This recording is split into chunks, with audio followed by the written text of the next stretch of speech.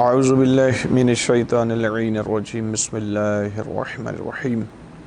نحمدہ ونصلی علی رسولہ الکریم وعلی آلہ الطیبین الطاہرین المعصومین المسلمین اما بعد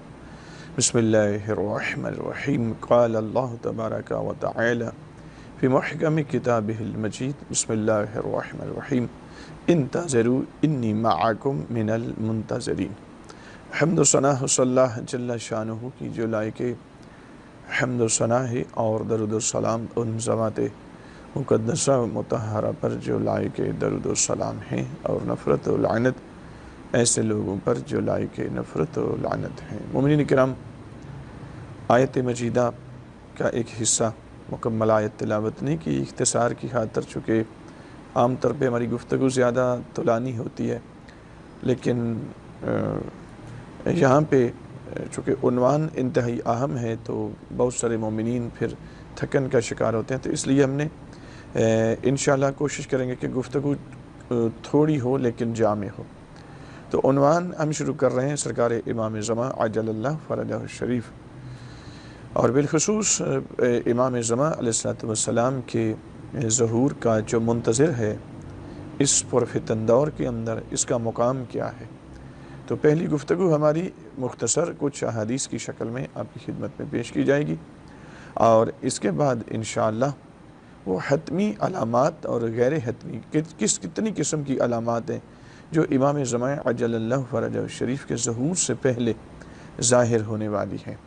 تو وہ بھی انشاءاللہ وہ اقسام بھی بیان کریں گے، اور پھر وہ علائم بھی آپ کی خدمت میں پیش کی جائیں گے۔ اور اس کے بعد انشاءاللہ ہم یہ بھی پیش کریں گے کہ اگلی ویڈیوز میں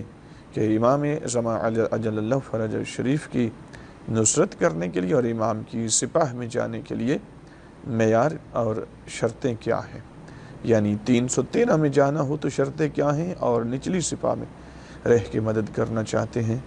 تو پھر میرٹ اس کا کیا ہے۔ انشاءاللہ یہ مرحلہ وار گفتگو آپ کی خدمت میں پیش کی جائے گی۔ تو سب سے پہلے تو قرآن حکیم میں پروردگار عالم فرماتا ہے، میرے حبیبی نے کہہ دو کہ تم بھی انتظار کرو، ہم بھی تمہارے ساتھ انتظار کرنے والوں میں شامل ہیں۔ اس آیت کی تفسیر میں اہل بیت اطہار علیہ السلام کی طرف سے جو روایات آئی ہیں اور احادیث آئی ہیں وہ تواتر کے درجے تک پہنچی ہوئی احادیث ہیں، اور یہ انتظار کس کی ہے کہ خدا کہتا ہے ہم بھی منتظر ہیں اور تم بھی ان کی انتظار کرو۔ تو یہ کس کی انتظار ہے؟ روایات کا خلاصہ کریں تو ایک جملے میں کہہ سکتے ہیں کہ یہ یوسف زہرا امام زمان عجل اللہ فرجہ الشریف کی وہ ذات اقدس ہے کہ جس کے ظہور کی انتظار ہے، اور اسی ظہور کے انتظار کے پروردگار ہمیں پہلے حکم دے رہا ہے انتظروا۔ اور اصول فقہ کے اندر چونکہ بحث ہے پوری کہ جب بھی کسی چیز کا امر آ جاتا ہے تو اس کی اصل یہ ہے کہ یہ کام کرنا واجب ہوتا ہے۔ جب خداوند متعال کسی کام کرنے کے حکم دیتا ہے تو اس وقت تک نہیں دیتا جب تک خود اس عمل کو پسند نہیں کرتا، لیکن یہاں پہ تو خداوند متعال خود اس میں شریک ہے۔ خدا فرماتا ہے انتظروا انی معکم من المنتظرین، تم بھی انتظار کرو، میں اللہ بھی تمہارے ساتھ اسی کا منتظر ہوں۔ ظاہر ہے وہ خدا کا انتظار کرنا یہ کیسا ہے، انشاءاللہ یہ اپنے محل پہ ہم انشاءاللہ اس پہ گفتگو کریں گے۔ ابھی صرف 2-3 احادیث آپ کی خدمت میں پیش کرنا چاہتے ہیں کہ حجت خدا عجل اللہ فرجہ الشریف کے ظہور کا منتظر رہنا، اور امام کی اس غیبت کے دوران، اور بالخصوص دور حاضر میں کہ جہاں پہ فتن ہی فتن کھڑے ہو چکے ہیں، ایمان بچانا بہت مشکل ہو چکا ہے، حتیٰ آقا دو جہان حضور نبی اکرم صلی اللہ علیہ وآلہ وسلم خود فرماتے ہیں اور کہ میں دیکھ رہا ہوں کہ ایک وقت آنے والا ہے کہ جو ہمارے بیٹے کے ظہور سے پہلے کا وقت ہے اور انتہائی پرفتن دور ہے، اور اس پرفتن دور کے اندر حالت یہ ہوگی کہ مؤمن اصبح مؤمنا و امسا کافرا و امسا مؤمنا و اصبح کافرا۔ میرے آقا فرماتے ہیں کہ ایک وقت آنے والا ہے کہ میں دیکھ رہا ہوں کہ ایک مومن صبح کے وقت حالت ایمان میں ہوگا، رات ہوگی وہی کافر ہو چکا ہوگا، اس کا ایمان لٹ چکا ہوگا، وہ ایمان زائل کر چکا ہوگا۔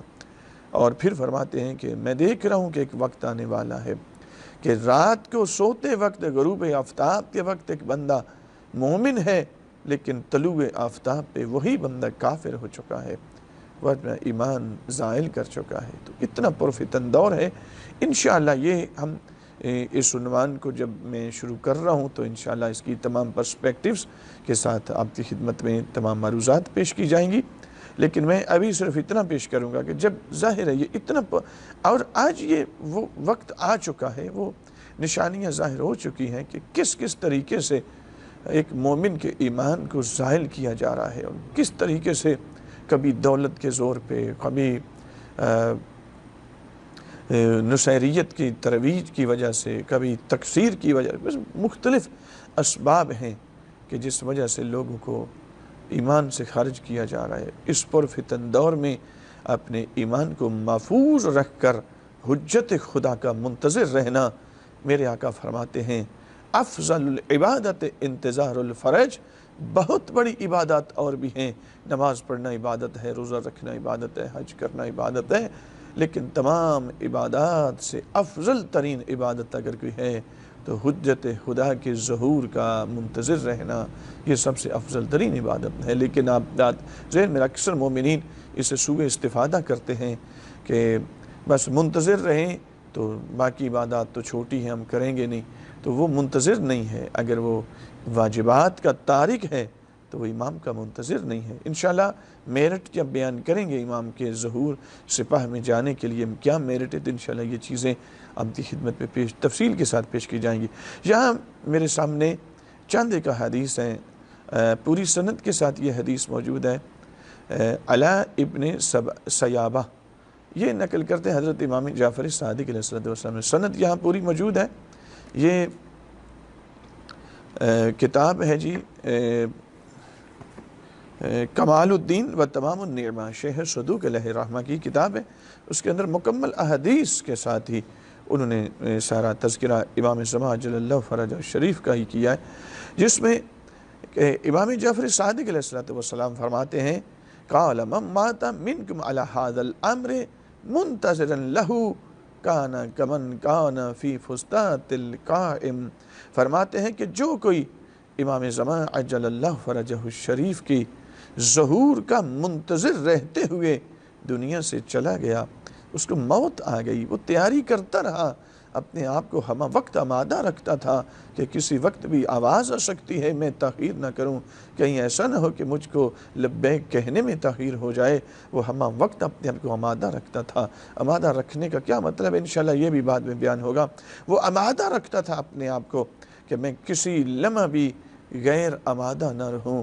کسی وقت بھی امام کی آواز آ سکتی ہے، ندا آ سکتی ہے، جس طرح میدان کربلا میں سید الشہداء علیہ السلام نے 7 مرتبہ ایک ندا دی تھی، حل من ناصر ینصرنا، ہم من مغیث یغیثنا۔ تو کتنے لوگ تھے جو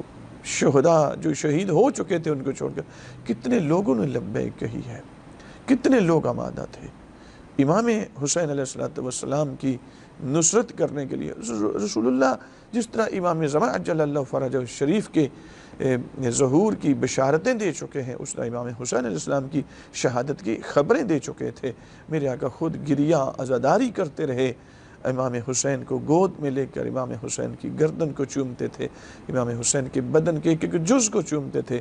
اور لوگوں کو آمادہ کر رہے تھے کہ یہ ایک وقت آنے والا ہے، میرا بیٹا اس حالت میں جائے گا، یہ ندا دے گا، نصرت کرنا واجب ہے۔ لیکن امام حسین علیہ السلام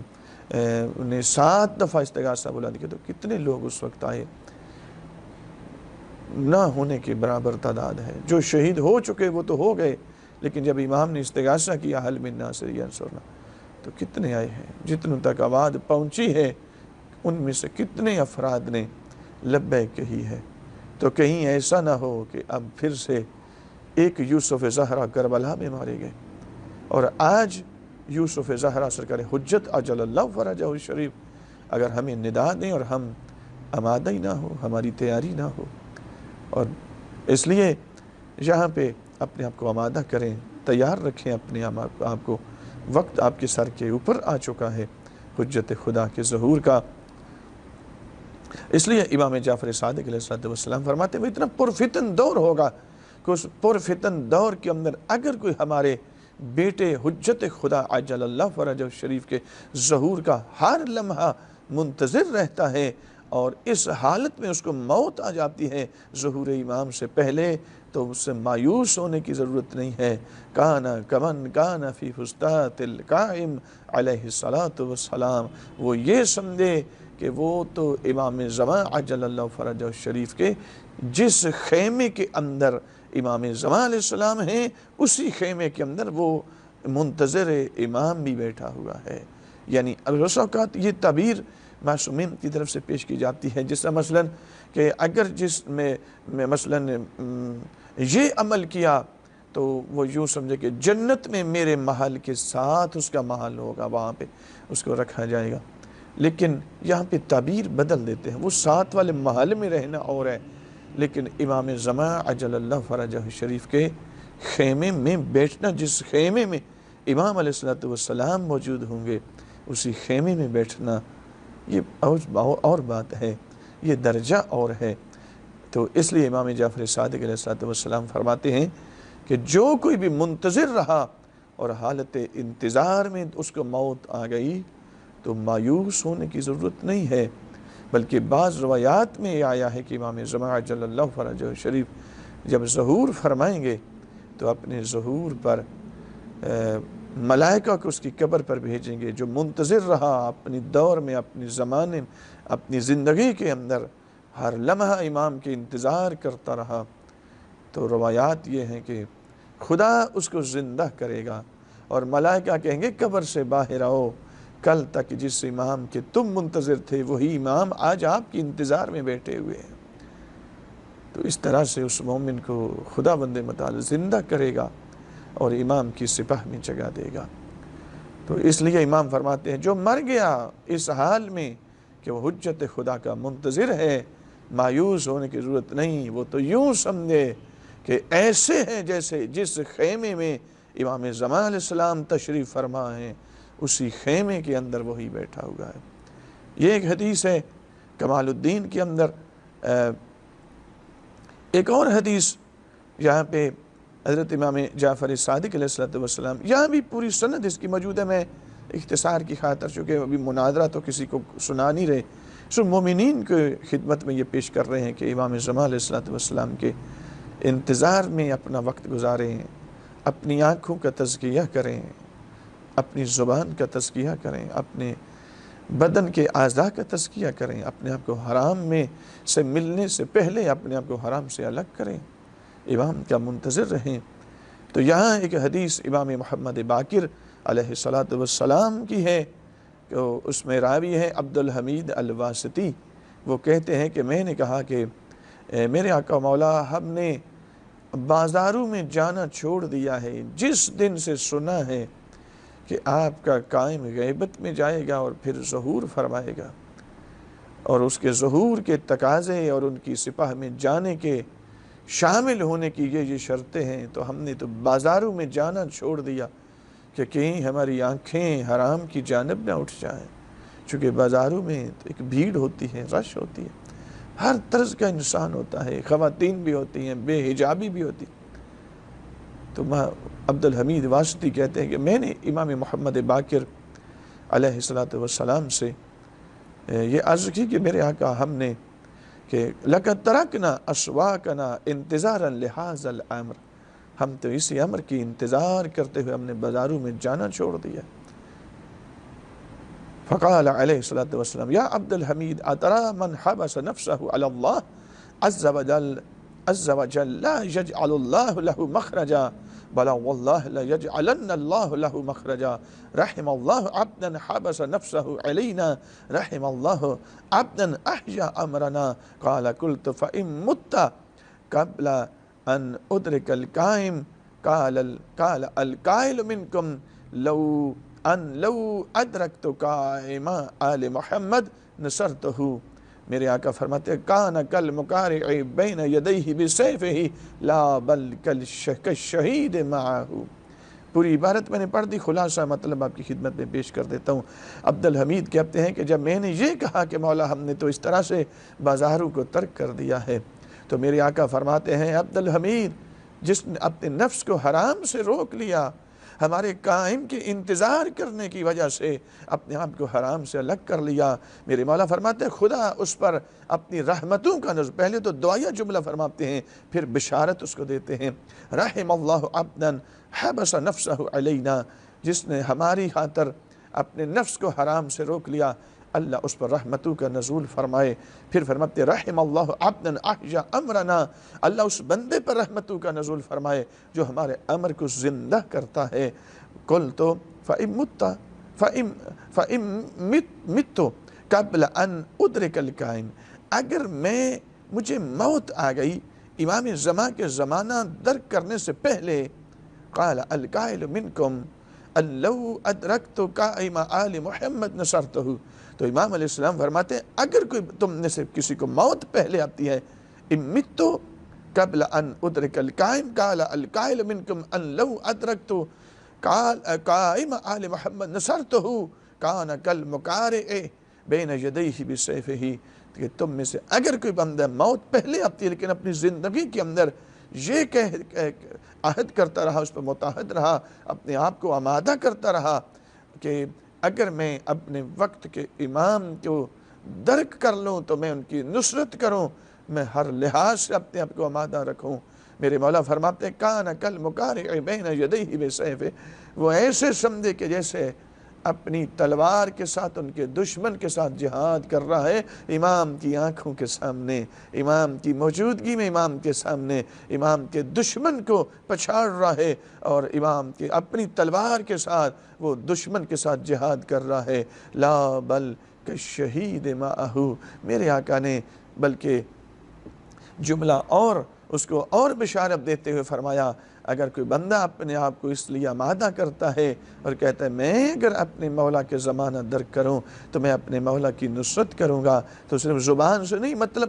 یہ پورا پس منظر ہے اس کا، جو پوری حدیث میں بھی کچھ چیزیں اشارتاً آ گئیں، اگرچہ کہ تفصیلی نہیں ہے لیکن اشارہ آ گیا کہ پوری آمادگی کے ساتھ اس نے اپنے آپ کو آمادہ کیا، اور پھر کہا کہ میں نصرت کروں گا اگر میں نے زمانہ قائم آل محمد کو درک کر لیا۔ تو میرے مولا فرماتے وہ یوں ہی نہیں ہے کہ وہ صرف اپنی تلوار کے ساتھ امام کے سامنے جہاد کر رہا ہے، امام کے دشمن کو قتل کر رہا ہے، بلکہ یہ ہے کہ وہ تو ایسے ہے جیسے امام کی موجودگی میں اذن امام سے جہاد کرتا ہے اور امام کے سامنے زخموں سے تڑپ تڑپ کے اپنی جان دے دیتا ہے، وہ شہید ہو جاتا ہے۔ مومنین کرام، اس کے بعد یہ دوسری حدیث ہے جس میں میرے آقا نے، میرے امام نے یہاں پر بشارت بھی دی ہے اور اس کے لیے دعا بھی فرمائی ہے۔ رحم اللہ عبدا حبس نفسہ علینا، اللہ اس بندے پر اپنی رحمتوں کا نزول فرمائے کہ جو ہماری خاطر، ہمارے قائم کی نصرت کی خاطر اپنے نفس کی پاکیزگی اور تزکیے کا اہتمام کرتا ہے اور اپنے آپ کو حرام سے بچا لیتا ہے۔ آگے ایک اور حدیث ہے، یہ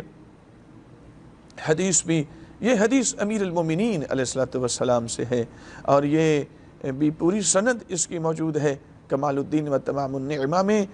یہاں پہ محمد بن مسلم حضرت امام جعفر محمد بن مسلم اصحاب اجماع میں سے ہیں،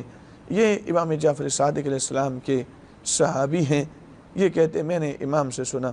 امام جعفر صادق علیہ السلام اپنے آباء و اجداد سے بیان کرتے ہوئے، میں نے اپنے بابا سے، انہوں نے اپنے بابا جان سے، انہوں نے اپنے بابا، اور انہوں نے امیر المومنین علیہ السلام سے یہ حدیث سنی کہ امیر المومنین فرما رہے تھے کہ المنتظر لامرنا کالمتشحت بدمہ فی سبیل اللہ، جو ہمارے قائم کے خروج کا اور ظہور کا منتظر رہتا ہے تمام تر آمادگی کے ساتھ، اپنے نفس کو حرام سے بچاتے ہوئے، اپنا تزکیہ کرتے ہوئے، امیر المومنین فرماتے ہیں وہ یہ سمجھے کہ اللہ کی راہ میں اس طرح سے جہاد کرتے ہوئے زخمی ہو چکا ہے کہ وہ تڑپ رہا ہے، اس کے بدن کا خون بہہ رہا ہے۔ مومنین کرام، یہ ساعتیں مومن کے لیے زندگی میں سب سے بڑی ساعتیں ہوتی ہیں کہ جب کوئی اللہ کی راہ میں زخمی ہو جائے اور وہ تڑپ رہا ہو اور اس کے بدن کا خون بہہ رہا ہو۔ سب سے افضل ترین ساعتیں اگر زندگی میں انسان کے لیے ہیں تو وہ یہ ساعتیں ہوتی ہیں۔ امیر المومنین فرماتے ہیں ہمارے قائم کا منتظر صرف منتظر ہے، وہ زخمی نہیں ہوا، لیکن وہ یہ سمجھے کہ اللہ کی راہ میں زخمی ہو چکا ہے جہاد کرتے ہوئے۔ ہمارے دشمن کے ساتھ، جناب زہرا کے دشمن کے ساتھ، انبیاء اور خدا کے دشمن کے ساتھ، امام زمان عجل اللہ فرجہ الشریف کے دشمن کے ساتھ جہاد کرتے ہوئے وہ زخمی ہو گیا، اس کے بدن کا خون بہہ رہا ہے اور وہ تڑپ رہا ہے۔ اس سے بڑی بشارت، اس سے بڑی کامیابی، اس سے بڑی فوز عظیم اور کون نہیں ہو سکتی ہے۔ بالکل ایسے جیسے اب زیارت وارث پڑھتے ہیں تو حضرت امام حسین علیہ السلام کے اصحاب کا کہ زیارت پر جب ان پر سلام بھیجتے ہیں تو اس میں کیا کہتے ہیں آپ کے، میں گواہی دیتا ہوں آپ رسول اللہ کے ناصر ہیں، آپ جناب سیدہ کے ناصر ہیں، امام حسن علیہ السلام امیر المومنین امام حسین علیہ السلام کے ناصر ہیں، اور کاش فیا لیتنی کنت معکم فافوز معکم، جس طرح آپ زخمی ہوتے تھے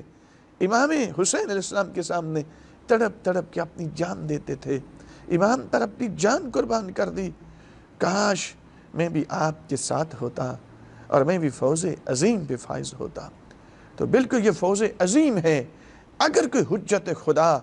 یوسف زہرا کا منتظر ہے، ان کے خروج اور ظہور کا منتظر رہتا ہے اپنے نفس کا تزکیہ کرتے ہوئے، تو امیر المومنین فرماتے اس سے بڑی بشارت اور کیا ہو سکتی ہے کہ حجت خدا کے سامنے، امیر المومنین کے سامنے وہ تڑپ رہا ہے ان کی مدد کرتے ہوئے، اس کے بدن کا خون بہہ رہا ہے۔ سب سے فوز عظیم اگر کوئی ہے تو وہ یہی ہے۔ مومنین کرام، یہاں احادیث اور بھی بہت زیادہ ہیں، انشاءاللہ ہم آپ کی خدمت میں اس حوالے سے پیش کرتے رہیں گے۔ آخر میں ایک حدیث بات سن لیں کہ یہ حدیث حضرت امام رضا علیہ السلام سے کیسے مروی ہے، جناب محمد بن فضیل اس حدیث کے، یہاں بھی پوری سند اس کی موجود ہے۔ محمد بن فضیل کہتے ہیں کہ میں نے امام ابو الحسن علی بن موسیٰ رضا علیہ السلام سے یہ سوال کیا، سألتہ عن الفرج، میں نے امام رضا علیہ السلام کے فرج، ان کے ظہور، ان کی گسائش اور ان کے خروج کے متعلق میں نے امام علیہ السلام سے 8ویں مولا سے سوال کیا، قال ان اللہ عز وجل یقول انتظروا انی معکم من المنتظرین۔ اس سے بڑی بشارت اور کیا ہو سکتی ہے کہ میرے مولا فرماتے ہیں، 8ویں مولا فرماتے ہیں تم اس قائم کی انتظار کرو، میں اللہ بھی اسی کا منتظر ہوں۔ مومنین کرام، اس سے بڑی اور کامیابی، اس سے بڑی فوز عظیم کیا ہو سکتی ہے، اس سے بڑی بشارت کیا ہو سکتی ہے؟ خدا کہتا ہے میں تمہارے ساتھ ہوں، جیسے تم منتظر ہو میں بھی اسی کے خروج اور ظہور کا منتظر ہوں۔ اگرچہ کہ وہ ظہور ہونا خدا کے حکم کے تحت ہے، لیکن حالات کیسے پیدا ہوتے ہیں، ہم آمادہ کب ہوتے ہیں کہ امام زمان کو اس نے ظہور ملتا ہے۔ پروردگار ہمیں حجت خدا کا حقیقی منتظر رہنے کی توفیق عطا فرمائے۔